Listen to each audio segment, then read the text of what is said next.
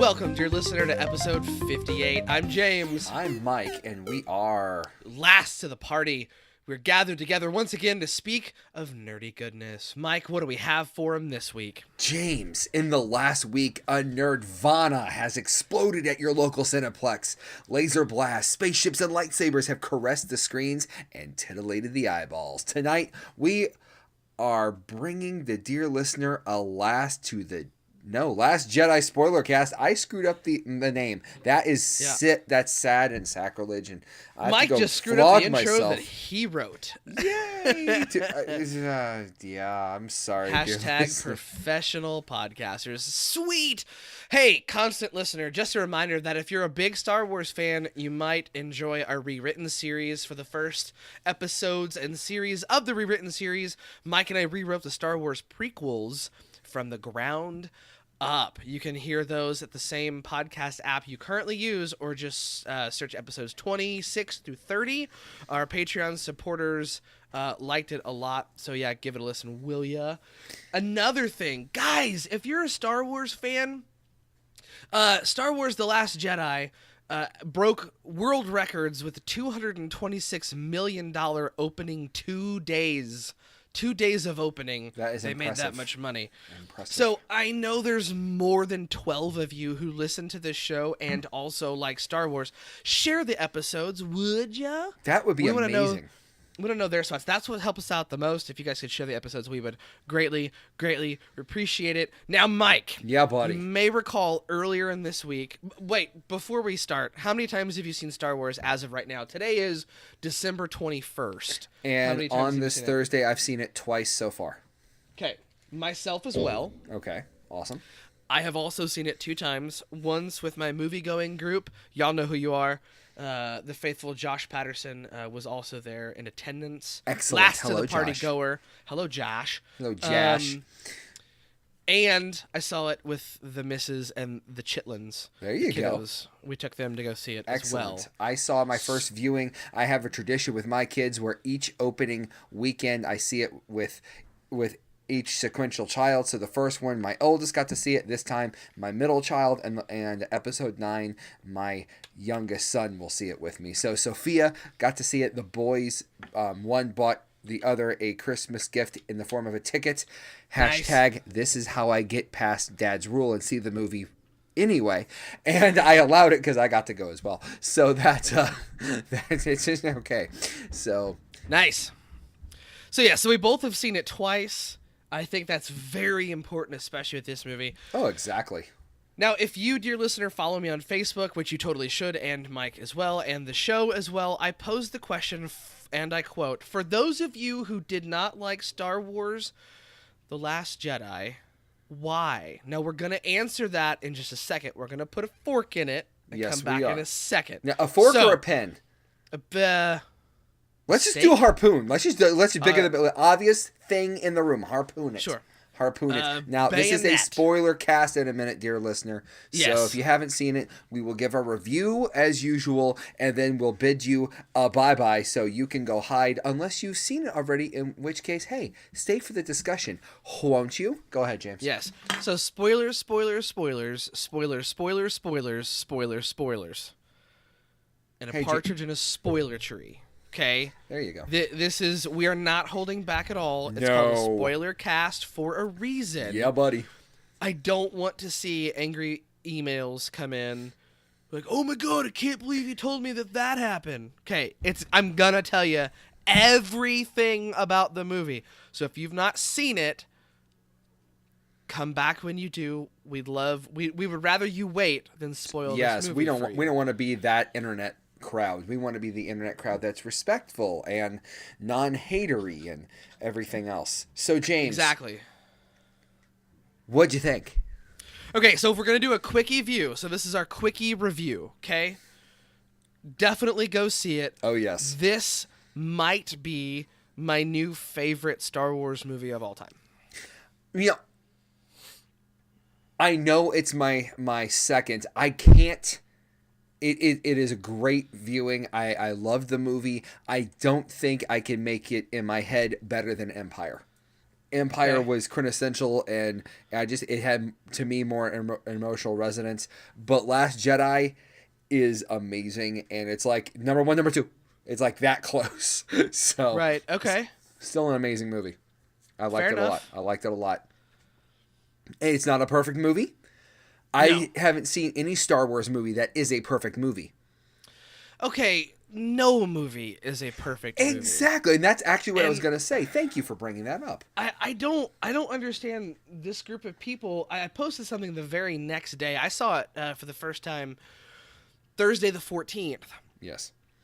And I had a lot of people. I saw a lot of initial tweets being like, Star Wars The Last Jedi, meh. Or whatever.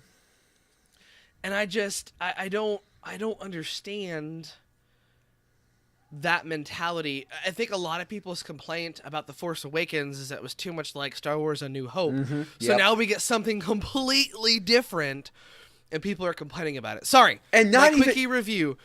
I'm going to give it Out of 5. Let's just keep it simple. out of 5. Out of 5. Okay.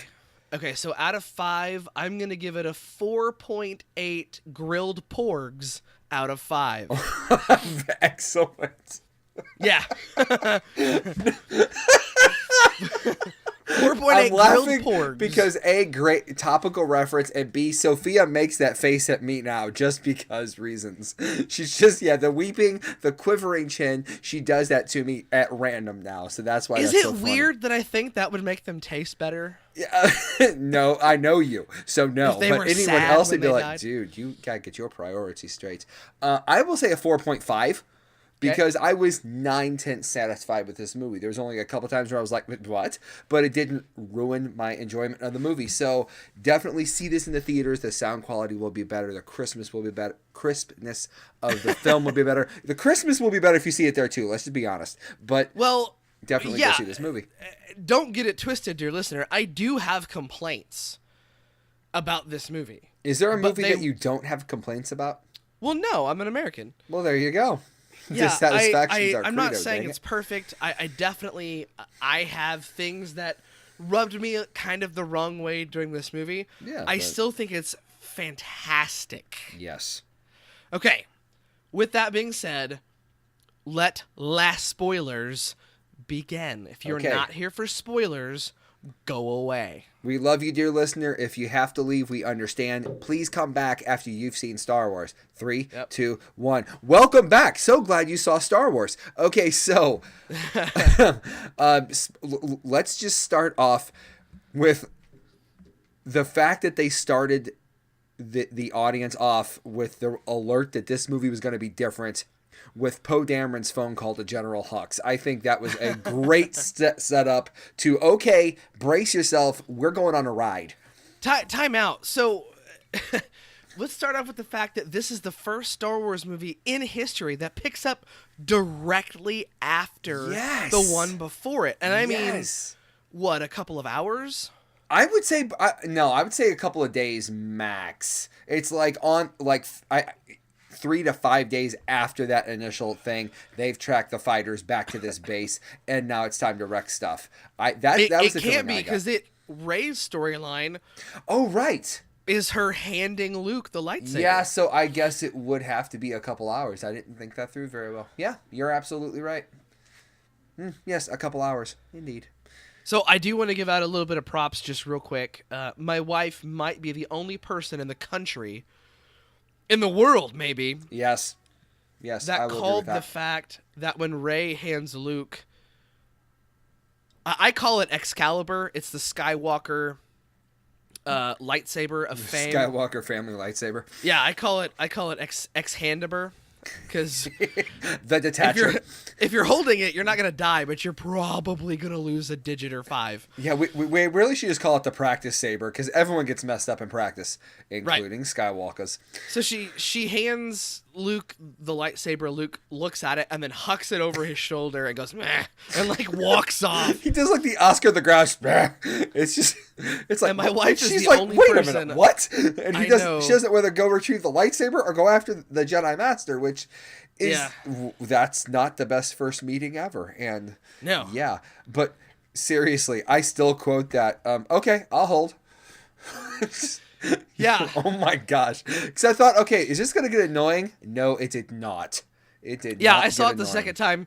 Karen and I were the only two people laughing about that part when I saw it the second time. Everyone in the theater was cracking up when I saw it with my initial group of friends. Yeah. And in this go-round, we saw it with the general public, if you will. Yes. And no one laughed. And I thought, you are all dead inside. That part was this, yes, I'm holding for General Hux. And then General Hux gives a whole spiel. And then Poe says, yep, I'm still holding for General Hux. Can you go ahead? You tell him it's Poe tall Dameron. guy, pasty face. Okay. I have a message I have for an him. urgent transmission For his, General from Leia his, Organa. about his mother. It's about his mom. Dude, who has the stones to pull that off? You're in front Only Poe. of a dreadnought. Only just Poe. killing time, waiting for this booster to activate, and you're just gonna phone it in. That was brilliant. Yeah. Sheer brilliance. Now, Because they know the arrogance of Hux. yeah, Like, he knew Hux wanted to monologue. He knew that a guy driving a ship that big has got other problems. not even driving it. He's just kind of backseat driving it most of the Yeah. time. It's almost like he has Concentrate all fire on that starfighter. Well, a little too late, jerk. Yeah, it's a thing. So a lot of people. No, we're gonna. Yes, a lot of people. Let's list the things that we loved first. Okay, that's fair. That's fair. And then we'll list everyone's gripes. We'll address them and end positive. Okay, I'm gonna say right off the bat, Luke's attitude. What I thought it was right where it should be given his circumstances. Completely. Yes, because I mean, the guy failed in his one purpose. not only that, he failed With family his in that own purpose, family. and it cost him that way of life as well as the lives of those Padawans that were slaughtered. So yeah. Because of his arrogance. Yeah. That he could end the darkness in Ben Solo. Yes, and no, I will address that later. But yes, obviously we're going to come back to this one because this is definitely on the con side of things too. Things I loved: Rey struggling with her powers on that island and the effect it had on the island's inhabitants. Yes, Because, dude, she's just wrecking rocks and blowing holes in huts, and it's just a bad time for them. I was cleaning my blaster and it went off in my hand. I don't think they like me. Can't imagine why. Yeah. He was such a surly old man in that movie. I loved the humor, and this is some of people's complaints. I thought the humor was normal, real life level humor. That's stuff that any one of us would have cracked those jokes. And that's what I liked about it. I mean, if it wasn't very funny, people would be complaining at the lack of humor. Exactly. And I'd much rather be laughing than Bawling hysterically. As upset, that I was. That's just horrible. What did you think of Rose as a character? The first time I saw it, I was just kind of like, okay, well, Finn has to go on a buddy mission, so I guess this is his buddy for the film. But I liked that, hey, I joined up because of you, and now I'm going to do a mission with you, and that's kind of how the Resistance and Rebel Alliance always has been. It's kind of been like, I know how we can beat the bad guys. Go. And let's face it, I thought do it. she was almost the counterpoint to Finn. While Finn was running and everything and kind of tripped into the Resistance, Rose was kind of his opposite, where she was running for stuff and came to the Resistance. She ran to the Resistance. So she was there for the pure reasons. He was there for the shelter reasons, I guess. And they both kind of formed this togetherness where they kind of straightened each other out, which I like that. I like that a lot. Because, I mean, let's face it, his backstory is he, as a child, was trained to be a stormtrooper. So literally the biggest version of sheltered childhood you could ever think of was Finn. Completely. And so Rose was the complete opposite of that. So literally his story in this movie is his eyes being opened to everything else outside of the Resistance, outside of the First Order. This is life for everyone else. Yeah, So, let's go back to. I didn't mind Rose. I liked her a lot better of a second viewing. I'm sure the third through 10th, I'll end up loving her. Yep. Because again, I buy all these movies on digital the day they come out, and I typically get it a few days before they come out on Blu-ray. Yeah. But let's go back to Poe. Yes. I am so glad. I feel like the reason Han became famous in the original trilogy was because Han was a great soldier / smuggler and knew how to hotwire stuff and wasn't afraid of anything, and he was just crazy enough to make it work. And he was a good pilot. Yes. I love that Poe is a legend commander. Black Squadron commander. What up, Black Leader? And has that position because he is just a good pilot. I do too, but I also liked his evolution in trying to learn to be a good leader. Right, and I'm getting to that. I like that we get a hero who, because come on, these are space battles. Yeah. Like, this is a galaxy-wide conflict. Mm-hmm. If you run the math, if the galaxy is the same size as our own, less than 1% of the battles would take place on a planet. That's true. So having an amazing starfighter, even if you're in orbit, you're not going to be on the ground. Less than 1% of, I'm sure it's way smaller than that. I'm just being super conservative for the sake of argument. Well, but good for you. I mean, yeah, less than 1% of these conflicts are going to take place on the surface of a planet, boots to boots, blaster to blaster. So to see one of their heroes be so versatile and so important. Yes. I mean, he is their ace. But yes, I loved that we got to see him go from cocky flyboy to commander and leader. Yes. One of the greatest parts is at the end when Leia says, "What are you looking at me for? Follow him." Exactly. That was a cool moment where any general would learn to would back that up. Any general worth their salt at that point in the game would know to which commanders and which captains to trust with what, and the fact that she tipped that hat to Poe was a testament to the fact that he had grown as a character. So I like that a lot. Let's talk about Leia Organa. Yes. Shall we? Yes. What did you like about Leia Organa? I thought this was Carrie Fisher's best performance as Leia. I thought it had a good mix of Carrie Fisher and a good mix of Leia as a leader / general, and there was a little bit of the princess in there, but there wasn't a lot. This was someone that had been through it and had gone through everything and knew where to spend resources and how to deal with stuff, and was teaching the people around her as it was needed. And I thought it was a great blend. I thought it was amazing. Yeah, I don't know about her greatest performance, but it was awesome.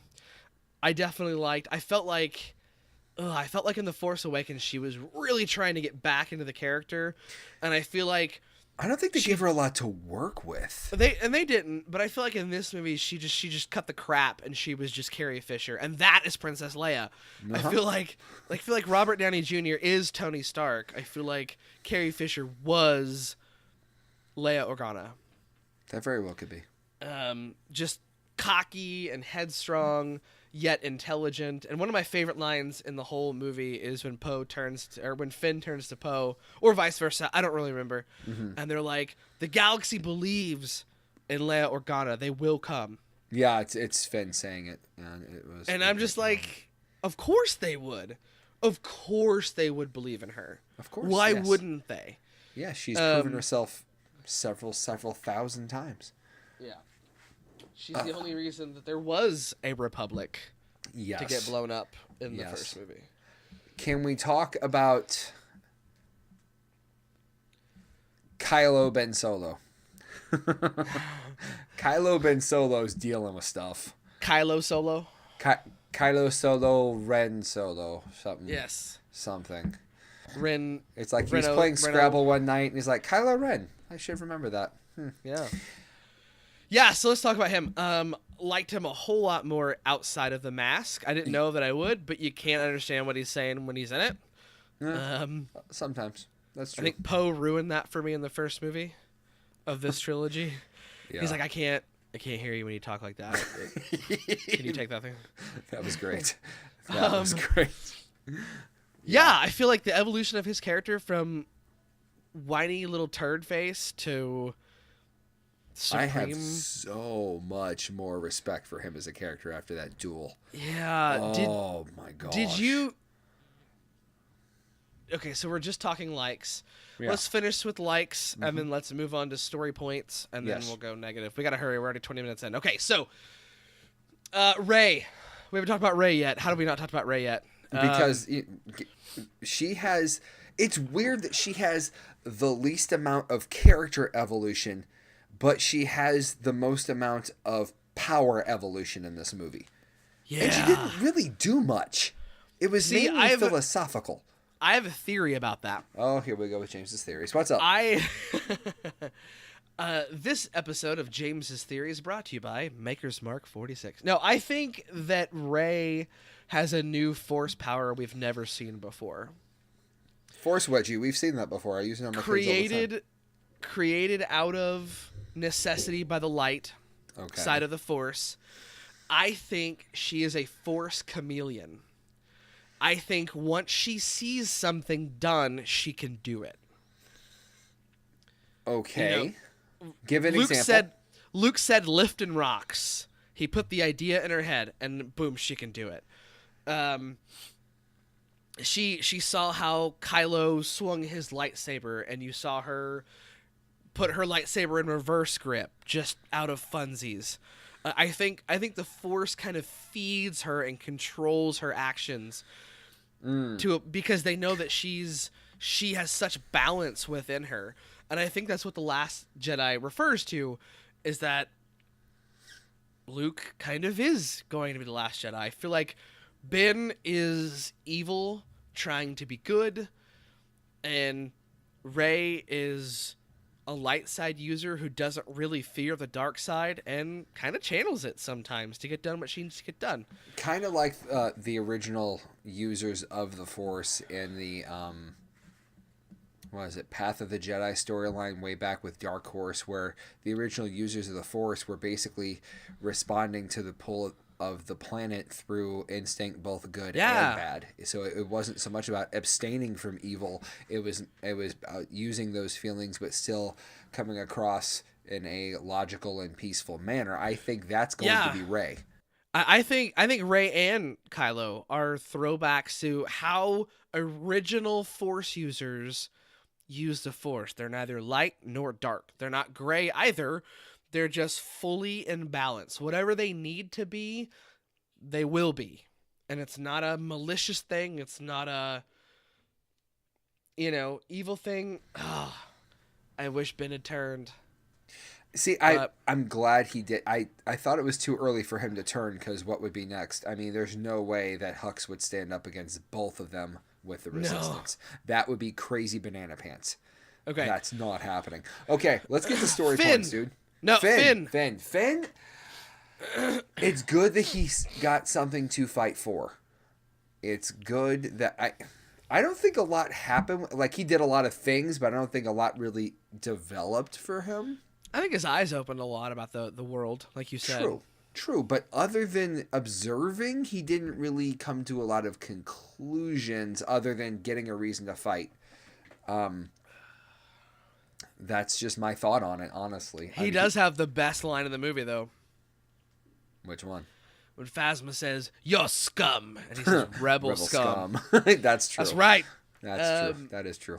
I love that part. I thought their fight was a little anticlimactic. I did like... If she's dead, I'm going to be super ticked off. Me too. I don't think she's going to be all scarred.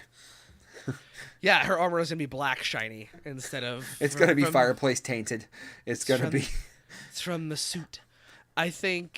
from the soot. I think I don't know. I liked Finn. I definitely liked Finn a little more in the other film. I think that he was a bit more human in that one.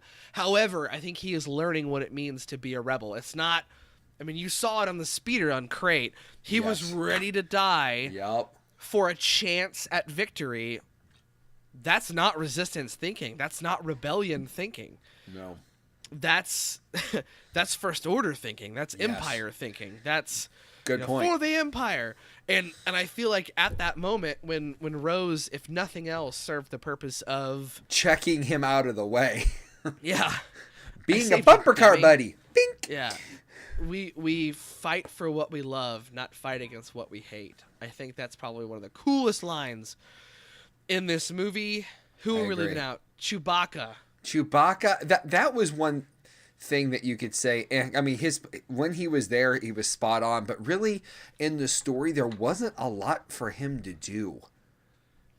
Although when he was on, I mean, I didn't realize he could fly the Falcon as good as Han. He was always in that co-pilot seat, though. He was, yes, but every time you'd see a fancy maneuver, you basically would focus on Han, not Han and Chewbacca. So you always and then Han would be like, "Take over, fly natural." Great shot, kid. That was one in a million. But you never would really see Chewbacca do any of the things. So seeing Chewbacca rocket was kind of... Chewbacca rocket? Chewbacca rocket. Patent pending. Chewbacca rocket from Mattel. A new popsicle coming to you this summer, kids. A Chewbacca rocket. Oh, that's a bad idea. It's brown and hairy, and it will give you indigestion. Half filled with tobacco. The Chewbacca rocket. Hours of stimulation and sorrow. Yeah. Although he had the best introduction in that movie is when he kicked in Luke's door. Heck yeah, man. That was fantastic. Oh my gosh, yes. And it was one of the only times that I felt like we got a little bit of Mark Hamill from the original trilogy when he was like, "Chewie, what are you doing here?" Like, I was like, "Oh, there he is." And the second part definitely was on the Falcon when R2 found him. Oh, let's talk. Okay, so let's move to story points. Okay. I didn't really like General Hux. We won't talk about her. Her? What? Or not Hux. Oh, Admiral Hodop. See, the thing is, they waited too long to show what she was about, and I understand why. But she was basically the lecturing, pretty dress thing, but you didn't really get to see her in action until it was almost too late. You know, I mean, the fact that she went on the stunning rampage, awesome, cool. The fact that she had the best Star Destroyer kill in Star Wars history was amazing. No, that was a fleet destroying move. Yeah, that was. If you watch it again, almost every ship is cut in twine. Yes, that was just amazing, dude. Okay, I mean, so let's talk about story points we loved and story points we hated, and then we'll move on to everyone's complaints. So sure. Yes, I fully admit that I teared up when Luke was like, "I wish you could understand why I'm not coming back with you, R2. I'm just not." They played the hologram from A New Hope. Oh my gosh, yes. Yeah. Years ago, you served my father in the Clone War, and the whole thing, the whole message, is played in original hologram. And then the best part is R2, while playing it, just slowly turns as if to mic drop on him. Yeah, as in that like, was what a dirty trick. What now, Skywalker? Like, totally. Oh my gosh, that was amazing. And Luke just says, "Cheap move." Exactly. Exactly. And I do love the premise of Luke trying to teach Rey why the Jedi should fall through her Force lessons or through her whatever lessons. I mean, it was almost Dumbledore, Harry Potter-esque, but it was a great concept to run with about how, you know, these things are why they messed up. Yes, but they also had some good things that happened, but they still messed up. Because people mess up, dude. Calm down. I also liked how with each retelling of Ben's turning against Luke, how you get a little more truth in each telling because people's point of view would be different depending on that conversation. Well, yeah, and in the first time Ben tells it, Luke looks like a Darksider. Oh, completely, man. His eyes are sunken in, they're blackened, he looks completely evil. I still don't understand that sequence of events because all you see is Ben reach out and pull the building down. Yeah. But Ben's laying down in that scene. So did he get buried too? I'm assuming he shielded himself. Did he just pull down that one half of the building? I'm assuming. I mean, that it's left to conjecture. It wasn't a very big building. It wasn't a very big building. It's possible that he blocked, and then as soon as Luke's lightsaber shut off, he pushed up with his other hand and jumped out. I don't know. Yeah, I don't know either. I don't know. That part was really cool. Again, the whole Poe sequence in the Starfighter in the X-wing, was just incredible. The bombing sequence was heart-wrenching, but beautifully shot. It reminded me a little bit of the opening sequence in Saving Private Ryan. A little bit. I don't know. I'm not a fan of. I feel like one of the reasons these movies work now is because the First Order is so deadly. Yeah. But I also feel like we've lost some Resistance competency as well. Like, why would you why would you fly your bombers close enough to blow one another up? That doesn't make any sense. Because well, think about it. The original footage pieced together for A New Hope is based off of films of World War II fighter bomber runs. So they just pulled that straight from that concept where the bombers would fly close together. It wasn't a smart move, but it's why they did it, I guess. Yeah, I guess that's one of my gripes. But that whole scene is just so action-packed. Yes. And overall really cool. I really enjoyed it. What else did I like? I wish we could have seen more Kylo Ren in the silencer that he flew. Oh, that's such a cool ship. Because that ship is dope. Mm-hmm. I liked seeing Luke's daily routine. I've seen your daily routine. You're not busy. You can milk anything with nipples, Greg. Can you milk me? And now we know where blue milk comes from, kids. Dude, that was a little disturbing. Ugh. I mean, Ray was just like, oh. It's the look on his face as he drinks it that's disturbing. It's not that he's drinking something from an animal. It's that he looks at her like, this is good. You're like, oh. Don't enjoy it that much. Oscar the Grouchy and everything. Okay, so my question. Sure. Where is the green lightsaber? Because my theory is it's in the X-Wing in the ocean. Oh, for sure. Or? With the books on the Falcon. Yeah, I don't think so. How the books get on the Falcon? Because Rey took them before she left. So why would she not take a lightsaber lying around? They wasn't around. I don't think he left. Know? I don't think he left the books with a lightsaber. He was trying to leave that life behind. Yeah, it's maybe. Either in the water or in R2. In R2 would be incredible. Because complete throwback to Return of the Jedi, where we saw it originally, and let's face it, his plan was to leave R2 behind, which is why he flew off without R2. Right. Although that poses the question. Why are you trying to go to an island no one can find and leave a map to yourself? I mean, was it you had it pieced together, but you couldn't break it up enough? I don't understand. He didn't. It was he. I don't know. And that's just I'd like to see that question answered, but that's further down with people's gripes. Just something I thought about in the shower today. Is why. Let's discuss if we can, if we should, if we would. That whole casino sequence. Meh. I thought it was cool to show the opulence of everything, but also instantly show the contrast of the oppression of some people out there and why the resistance fights. So I thought that was cool. It's not just for, Star Killer base blowing up worlds. It's also to free the oppressed. Yes. And the downtrodden. I did like that part. However, I really wanted to see the Red Plume guy do something. He looked really cool. He did look. He almost reminded me a little from a distance of Jason Lee. It looked like a slick back Jason Lee for a bit. It was not. But for a second, I was like, "Is that Jason Lee?" It's not. Well, but yeah, I thought for a second. I mean, he looked like Rhett Butler from Yeah. Gone with the Wind. I think he was almost a reference to the slickness of Lando Calrissian, which is why they didn't go with him.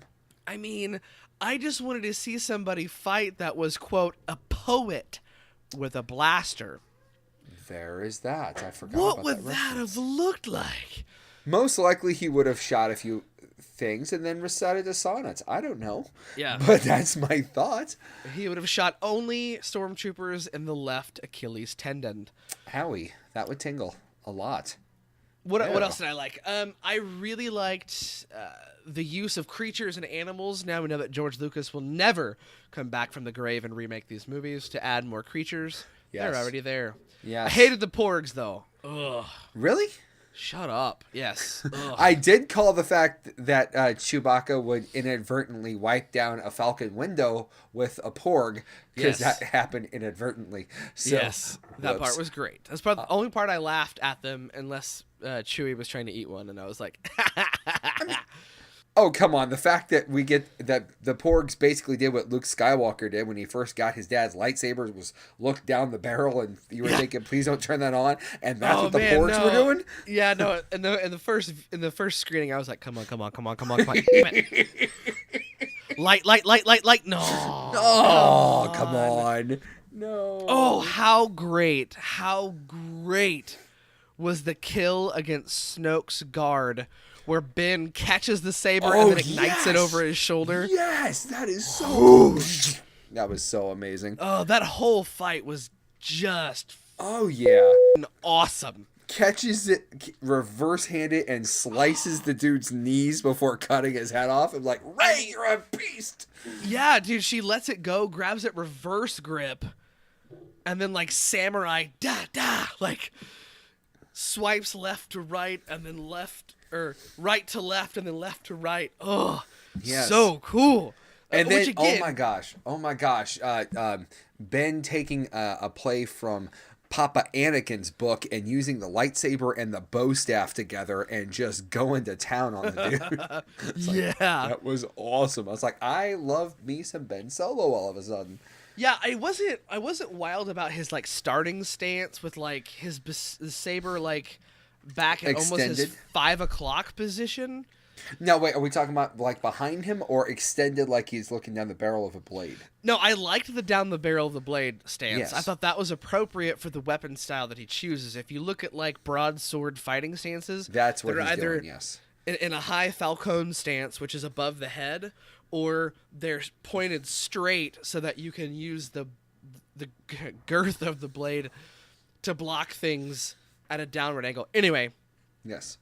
but yeah, I liked it. I thought it was cool. That whole fight sequence was incredible. I loved Rey in, yes, I think that's what, is that what you're It's what miming? I'm doing right there. Okay. I'm miming Rey at the cock. I like this bit. That was Yeah. awesome. Rey and the Falcon gunning down all the TIE fighters. Lead them away from the fighting. And, yeah, she's leading them away. And Finn's like, oh, they hate that ship. Yeah, they really do. All right, let's give it up for my dude Kylo Ren for being possibly the smartest Star Wars villain ever to speak words in a Star Wars movie. For the minute he sees Luke, he says, fire every gun gun. at that man. I'm not Yes. messing around. No duels. Yes. No monologuing. No. No half measures. Let's get this No done. half I got a measures, yeah. poker game. Let's do stuff. No captures, no nothing. Fire Oh every my gosh. gun at that man. I went, When when he said that, I was like, okay. Yeah, I legitimately thought that was amazing. And I'm sorry, but Hux had the force push coming. Oh my Yeah. gosh, yes. Yeah. Checking him into the console. I'm sorry. It will crack me up until the day I die. The shuttle captain goes, okay, Lord, putting it down right now. Just landing the craft. I'm Take doing me to that everything man. you say. Oh my god. Although Hux did have a great line after they fired at Luke for like 5 minutes. Like, you think you got him? Exactly. That part was terrific. It was amazing. And then Luke walking out, dusting his shoulder off, is like, yes. All right. Well, Mike, it's Awesome. about that time. Yeah, Let's go to the list of people's gripes. I think it comes down to three things: histories, heroes, and sadly, humor. The first thing, people do not like the fact that they don't know much about Snoke's rise to power. Where did he come from? Right. They don't like Luke's attitude and the fact that he's cracking jokes. That's not the Luke Skywalker that we know. And I'm being a little sarcastic because I'm trying not to get mad. And that's kind of the way I'm doing it. Because we have another episode coming where some of that backstory probably is going to get fleshed out.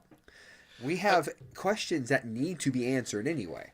Right. Like Rey's parents. And the fact that if they're buried in a pauper's grave, why does she remember a spaceship taking off? That doesn't make sense to me. They could have died later. Well, yes, but it just, I don't know. Okay. That sequence of events doesn't make sense. I think we're getting a little bit ahead of ourselves. Go for So, it. big, huge, massive atomic bomb spoiler time, and they're coming at you rapid fire, dear listener. So buckle up. Number one, Luke Skywalker dies in this movie. Number two, the most debated, most anticipated, Yes. Star Wars reveal since Return of the Jedi. Rey's parents are, wait for it, nobody. Big fat nobodies. I've said since day one, I either wanted her to be a Kenobi, a Palpatine, or a nobody. Nobody. Yep. And she is a nobody. I got my wish. Thank you very much, Ryan Johnson. Ryan Johnson, yes, which is perfect because when you have a rebellion made up of nobody rising up against an evil power, what better hero to have at the forefront than someone who also came from nothing? Okay, so and I'm from gonna nowhere. Right. Nobody's from nowhere. Okay, I'm from Jakku. Yeah, that's pretty much nowhere. Pretty much nowhere. So my dude Wes Osborne gave us an itemized list on the post that I made later back in the week, and he said his number one complaint: Luke Skywalker is one of the most iconic heroes in any story ever told. He's not gonna die because he's tired or at peace. It's bullshit. If nothing else, he deserves better than that. Okay, how mad would you have been, Wes, and the rest of the Star Wars people who were upset if Kylo Ren had killed him? There is that. How mad would you have been, or how mad would you have been if he walked out and every gun in destroyed him? Yeah, for him to walk out and get blasted to a million pieces, you would have been pissed. I would have too. I would have been so mad. Think of it this way. Don't think of it as Luke dying because he was tired, even though, yes, the effort would have killed him. I mean, he put Just for Men in his beard and astral projected himself across the galaxy. That takes effort. I don't care how powerful you are. Think of it this way. In a world that is constantly at civil war with one another and whole planets can get wiped out by a super weapon at any minute, in a world where all the Jedi but 2 have been wiped out completely, Luke had the luxury of dying at peace after buying the Resistance time and helping spark the flame that will burn down the First Order. It wasn't that he was tired. He was just done. And he went out like Master Yoda when it was just his time. He went out in peace. And he went out undefeated, baby. You can't get mad at that. You can't get mad at that. And it also serves the purpose of now Rey has a trainer in the Force that will go anywhere.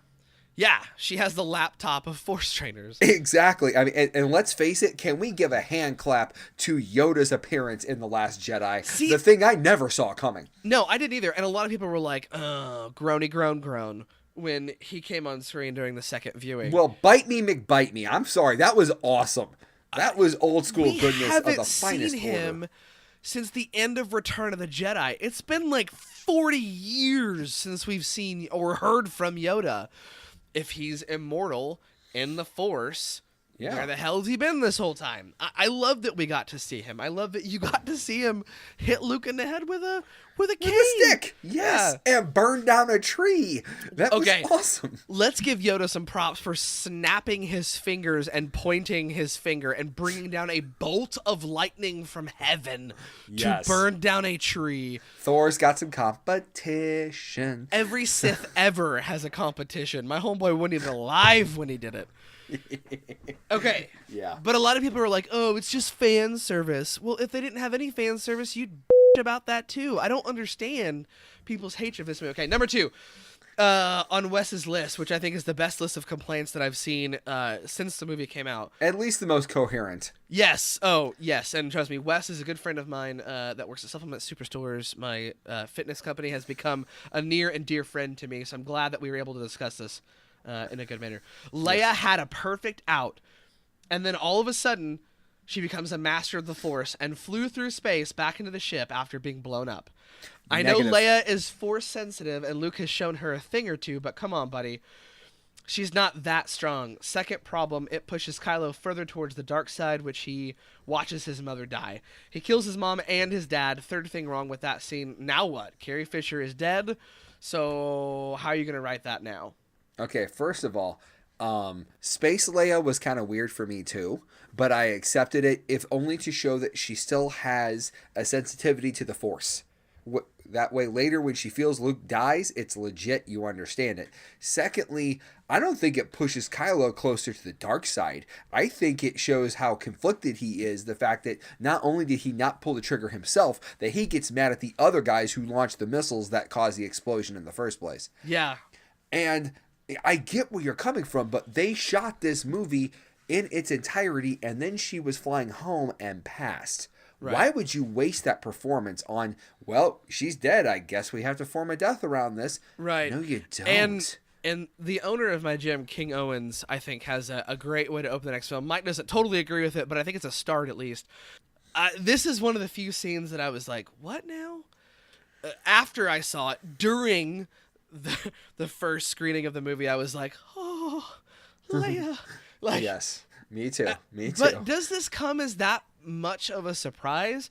When the Death Star 2 blew up in Return of the Jedi, Han looks to Leia and says, I don't think he was on that thing when it blew. Luke's been pretty good about that stuff. And she goes, he's fine. I know he's fine. I feel it. I feel it. And that's true, she but we was needed that Force reminder. sensitive before she even took any training before Luke. Hell, in some of the legacy books, when Luke rebuilds the temple, Leia is his first student. She's a twin of the Skywalker legacy. When Han passed, she almost passed out. True. She knew Rey by her Force signature, and y'all can disagree with me on that one, but why else would you hug a person you ain't never met? What, because she got the Millennium Falcon and Chewie's cool with her? No. She sensed her Hello, presence. space vagabond. Yes. Hello, odd girl with large stick. Let me hug you. That's not how that works. Oh my god. Like, oh my gosh. Girl with large stick enters. Hug appropriately. Yeah. She has bow staff skills. Hug her. No, I think that when Han Dang it, passed, Kylo, you crushed my tater tots. back off, get your own. Porg. Stop being such a Tina. Okay, we're about to go into somewhere dark. We gotta stop. So I have a full theory that when Han passed, Leia can sense Ben Kenobi outside of her ship in the silencer. When Han passed, she sensed it was at Kylo Ren's hands. She was taken to that moment. She felt Rey's scream of disbelief and anger. And so when Rey got off the Falcon, she knew who that girl was by process of elimination. She's super strong. That was across the galaxy, and she felt it. Yeah, there is that. And we're a little strong that she does a tiny bit of kinesis to save her. Yeah. I mean, I'm not that shocked. It was weird, and it was out of place, and it was different. But again, if it was humdrum and you found out that she shot a whole movie and they killed her off halfway, you'd be super mad. And I said something to you in the car after we both saw it that I thought was pretty poignant as well. That I think because fans are still mourning her, and this is her first appearance since her actual death, killing her off in the movie would only have done more emotional harm to the fan base. I mean, because what? She dies in real life, and then you kill her beloved character in the movie the first chance you get? I think that's super insensitive, really. Although, I was totally wrong. The first thing I said was, of course Leia's gonna die. Nope. And now I'm glad I was super wrong about that. Yeah. And let's face it, I think they have the perfect opportunity to have Leia go on in the background, talking about General Leia laying out things it's a galaxy far, far away. So she has tons of room to maneuver in the background and influence things from the far, far away without having to interact with anyone. It would stink, but you could do that and still have General Leia live on through episode 9. If it opens up with, oh, she's dead now, that's going to feel flat. I understand the possibility of that, but you don't really have someone ready to step up and lead the resistance yet. Because you really, I mean, yeah, you could argue Poe could do it, but he's not really there yet. So I don't know. I feel where people are coming from with, oh, well, she's just going to have the funeral and get it over with. But is it ready? Would it just die at that point? I think it would. I don't know. Yeah. So I don't know. So number 3 on Wes's list of grievances is Supreme Lord Snoke, all powerful, can feel everything in the universe except the lightsaber spinning 6 inches from his side. Just like Luke, he deserved a better end. And, the problem with that is you're thinking that he was not calm and focused in that moment. He was focused on anticipating that lightsaber strike that he could have sworn Kylo was about to light up all inside Rey's dome. Yeah, he was like a tiger that sees a downed elephant baby. Like, oh, yeah. He was ready for the kill. He was waiting for that moment.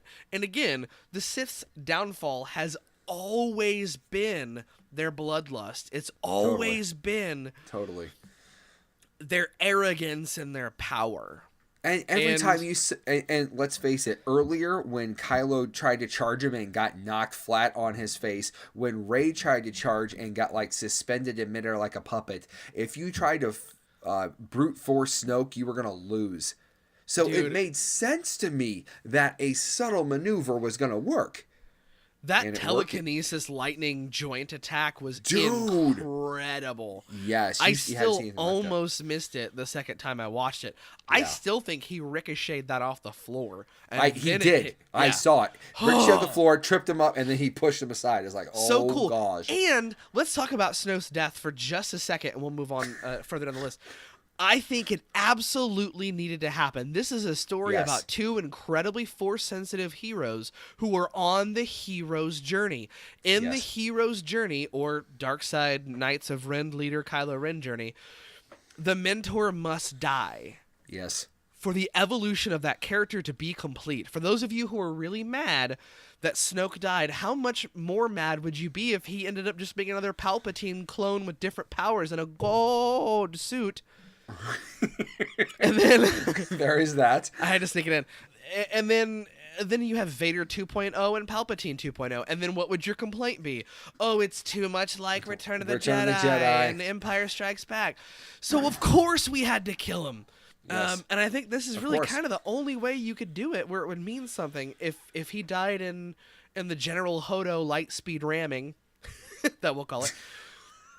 Oh wow, we're gonna get letters. It wouldn't have meant anything. Yeah, and let's face it. I mean, that was a great way for there to be. There's still going to be a power struggle within the Resistance. There's still going to be objections to how Kylo Ren runs things because he's a Force user, but he's not that brilliant with military matters. He's going to be. It's going to be almost Anakin taking control of the Empire, but without the years of military strategy to go with it. So it's literally going to be, go this way, do this thing. Oh, it didn't work? Oh, well, go this way. Okay, see, that worked, kind of. We lost a lot of stuff, but we did it. And there's going to be dissent in the ranks. And I think what you're going to see is the Resistance is going to come along and start pounding on the First Order, and the First Order is going to resist, but also implode in the process. I think you're going to have to see a lot of recruiting done. I mean, hang on. We'll get to how we open the next film at the very end. And guys, this one's going to be over an hour. We're trying to avoid that, but we're 6 minutes shy. Well, get on it. Come on. Let's go. Okay, let's go. What else you got? He says no character development. I could only agree with that on Finn's part. I really didn't feel like Finn and grew Chewbacca. Yeah, I mean, Chewbacca's had, episode 3, 4, 5, 6, 7, and this one. Do we really Yeah, need to he's had develop enough him? time. He don't Yeah. really need to. He's dealing with gray hairs and the Wookiee beard. Come on, man. Come on. And he said, too punny. Luke making jokes, dusting off his shoulders, distracts from the drama and emotion. I don't think so at all. I think that was Luke baiting Kylo into buying him time. Yes. I think that's a master strategist at work. Luke grew up in war. Yes, he did. Like, the only reason anybody knows his name is because he blew up a Death Star with a shot.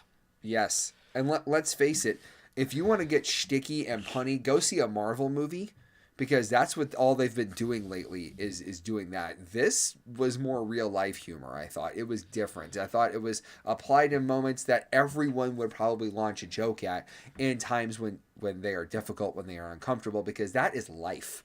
So there's Karen and I talked about this, that especially with the divulgence of whose Rey's parents were, I think that Kylo is much more skilled in the Sith arts than we think. There is actually a technique in Sith lightsaber combat. I forget what it's called. Vader was a master at it. Palpatine taught him everything in this regard. Mm-hmm. But you're egging on your opponent to distract them, to get them to get into that rage, so you can sense their darkness and then use that darkness against them. Vader was a master at it. Palpatine was even better at it. Darth Maul never spoke. Dooku was really good at it. Oh, really good, yes. And I think that Kylo does it naturally, but I think that was Luke knowing about that technique, and I think that was him long range goading him, buying time for the Resistance to escape. He knew what they were doing. That dude astrally projected himself onto a planet. He could sense what was going on that planet. I mean, he had to be able to react to what people around him were saying. He knew they were looking for a way out, while also sparking the rebellion. So that's it as far as Wes's list goes. Okay. Now, there is an article posted on this post. I'll link it in the description below if I remember to. Please do. My dude Chris Wilson, who's a teacher at my son's school that I'm friends with, posted an article by hype.com or hype.my. I don't know. I'll link it. And the title of the article is Star Wars: The Last Jedi, Analyzing a Misunderstood Masterpiece. Agreed. And it goes on to talk about, Poe, Snoke, and the consequences of the male ego, which again is all that arrogance we talked about. It goes on to talk about magnificent Luke Skywalker and the truth about the Jedi. And then it goes, should Luke Skywalker have faced Kylo Ren in person? Short answer, no. No. Great people do not always come from great things. Here's a line I wanted to read. So people who are like, oh, Reys' parents are nobody, come on. First of all, how mad would you have been had she been a Skywalker or a Solo or a Calrissian? You could actually see that happening. Be like, yeah, okay. Hello, what have we here? No, so let's think about great people throughout history, right? Yes. I'm gonna list 3 names this guy mentions in this article. Go for it. If I can find it, give me 10. I'm like scrolling as I'm talking to try to buy time in the podcast. How about Abraham Lincoln, Alexander Graham Bell, and Thomas Edison? All of them, I believe, were homeschooled. None of them had any claim to fame or rich parents, and yet all of them ended up reshaping the world around them. Yeah, so here we go. So here, this is straight from this article. Here's the good news. You're not defined by your parents. You are not defined by your surroundings. The blood that runs through your veins does not matter, or at least it shouldn't matter. What matters to you is what you choose as an individual. John Lennon grew up without a father and lost his mother at 17. Barack Obama's father was an alcoholic who abused several of his wives.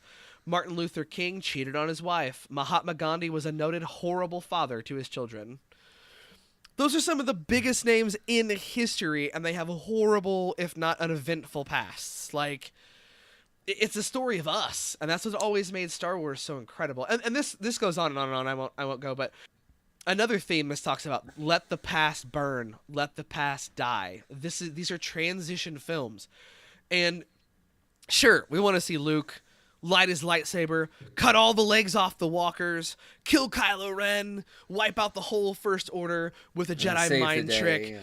But he then says it at the beginning of the movie. What did you expect? I would just face down the entire First Order with a laser sword? Dude, that's a great point. He's in his 70s. Like, no. 60s, but yeah. How old is the character, do you think? They never really put an age on him, but come on. Yeah. If he was 18 or 16 when he joined up. Yeah, I love this article. I'll definitely put it in there in the link, but it does explain a lot of my point of views. Yeah. Guys, don't let the Rotten Tomatoes scores fool you. This thing has a 55 viewer score, but a 93 or 95 critic score.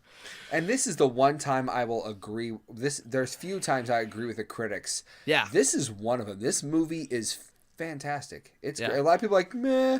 Well, I'm like, guys, do you even understand? Yeah. I think you're going to see a clear distinction between James and I's age group and younger age groups and what have you, as far as where they're at in life themselves. And that's really where the resonance is going to be, because I'm at that age where I can look back at, I made that mistake, I did that thing, because we have that frankness about us, we have that wisdom about us, and Luke Skywalker is pretty much the on-screen personification of that. If nothing else, Yoda served the best purpose in this film by telling him, you did not follow my instructions. Pass on your greatest strengths and your weakness. There is no better teacher than failure. Yes. We are who they live on to be. And if that should have been said in The Force Awakens, like, we are who they live on to be.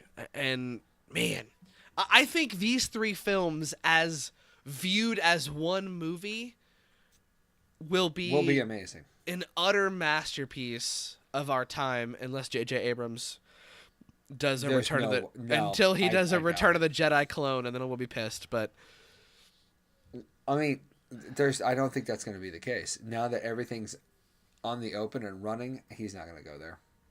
He's not going to go there. He's had a chance to warm it up, dude. He's going to rev the engine and let it fly. So, Mike, how would you start the next film? Okay, so you know that the ring that the kid had at the end of Last Jedi? Yeah. You would see just montages of different locations. Some of them you know, some of them you don't. And you'd see just people passing by. And you would see these rings on people in the crowds. And you basically would lead up to follow a few of these people. And you realize that these are resistance crews, not only recruiting, but running black ops against First Order sites, kind of like the Rebellion did back in the day. And you just see this percolation going in the galaxy of the fact that the First Order has cemented a foothold, but the people are rising up hard. Right. And then I don't know if you'd bring in the kid with the broom or not at some point. Okay. I almost think not, because it was inspiring to see that and go, okay, there's other Force users out there at some point. But Rey herself is not ready to teach yet. And so, I don't know. The fact that they've humanized Ben Solo, the fact that they've, you see where he's at, rejecting everything and just wanting to do his own thing. They've demasked him. They've humanized him. He's rejected everything he's ever known, thinking that path leads back to home. I don't want that because reasons, because guilt, because anger, because rejection. The whole reason he was so mad at Skywalker was because rejection. And that's what he's afraid of. And now he's been rejected by the one person he was close to in The Last Jedi. So can Rey get that back? Can she swing him back for good? I don't think she'll try. I think she closed the Falcon door like that for a reason. Ooh, who bridged their minds that last time, though? Snoke's dead. Snoke's dead, but they were in closer proximity that time. They were on the same planet that time. Yeah, I guess. I mean, it's possible that they did it. It is possible that Luke did it. it's possible that she's grown a little in strength in that moment. I don't know. I'm not saying she's all powerful, but it's possible that they were close enough to have that connection or at least sense each other. It didn't say that there was a mind joining so much as there was possibly an awareness of presence like there was when Luke passed. So I don't know. Personally, I don't know if I wanted to start it. I kind of want subdued action followed by big action followed by kind of this is what you missed. And then I did like the whole where is everybody in the beginning of The Last Jedi to establish right then how close it was. But I kind of want some time to pass. Rey needs to process. Kylo needs a chance to cement his foothold as Supreme Leader.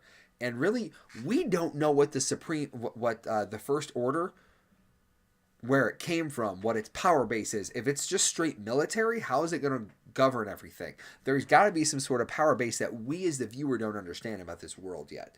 We need introduced to that. Also, bring me some commando action Phasma. Stop playing. Quit playing. So here's I have one gripe about the movie, and then I'll tell you how I would open it. And what I would do with it. My one major gripe is why do transports have to fly in a straight line to a planet? Because in order to achieve the right GPS landfall, you have to do a certain course to get there. I mean, right. That's the only thing I can think of. Your approach angle has to be at a certain angle given the atmospheric like pressures and your approach. But they were nowhere near, and they were like, "We're getting shot at. Just keep driving straight. They'll never suspect it." What? There is that. Y'all couldn't pull a barrel roll? Like, y'all couldn't zigzag a little bit? This ain't no Star Fox. Come on. Scatter! Like, why did they not scatter? The only part it could have been a fuel thing, too. Remember, they were low on fuel as well. They only had so much. And how do you look backwards at your side window? Dude, I don't know. That whole scene confused me. Okay, so here's how I would open it. 5 years later. Oh, wow. That big of a jump. I was going to say 10, but I don't think you could pull it off with the current actors we have. Phasma is leading an anti-insurgency unit against several small guerrilla resistance factions on planets we know and love. Okay. Kashyyyk. Kamino. I want to see Kashyyyk. Bespin. Hoth. Coruscant. Oh, wait, no, Coruscant's gone. Why would you do Hoth? I want to see some civilization on Hoth. No. It'd be a tourist city. This is where Luke Skywalker wrangled himself an AT-AT. I want to see